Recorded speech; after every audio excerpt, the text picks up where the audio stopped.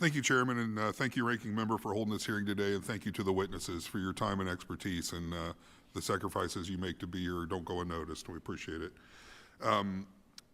Mr. Schwartz, the definition of swap is rooted in a broad statutory definition passed as part of the Dodd-Frank Act, which was further defined by the CFTC and the SEC.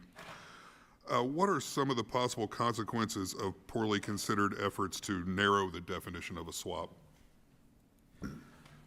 Well, if it were narrowed too far, financial innovation oftentimes includes regulatory avoidance. You could get into a situation where the CFTC didn't have jurisdiction that it needed.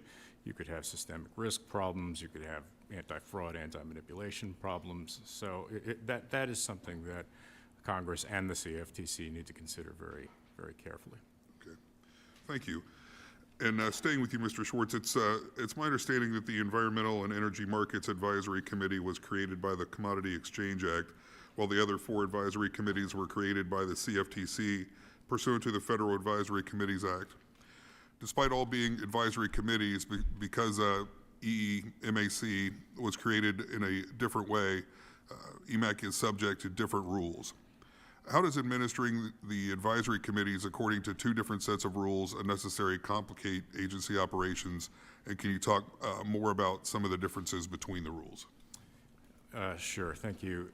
It is an administrative burden.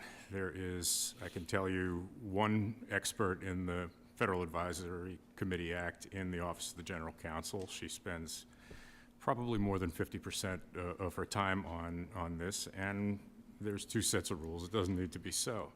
I mean, some of the differences are under the FACA, you have to submit various reports, documents, charters for approval by GSA. You don't have to do that for the EMAC because it's exempt from the FACA. It's created differently. There are different rules as far as number of members from each committee. I don't know that there is justification that anybody sat down and thought about before they made 2 different sets of rules. It would just be easier to process if there were one set of rules for everyone.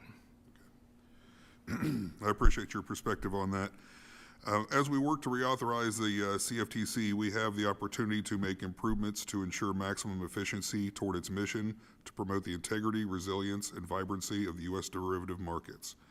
One area, as Mr. Schwartz spoke about, where I think we can make an improvement is streamlining the advisory committee structure so all advisory committees operate equally.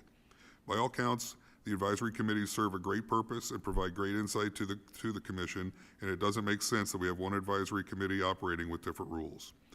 To fix this, I'll be introducing the CFTC Advisory Committee Improvement Act, which will eliminate the single authorization for EMAC and replace it with a generic authorization for all advisory committees. I know in DC we like to make things complicated sometimes, but I think by standardizing the operating structures, we can make things better for the American people. I look forward to continuing to work with my colleagues on the CFTC reauthorization, and I'm going to let you guys off a minute and a half early. I yield back.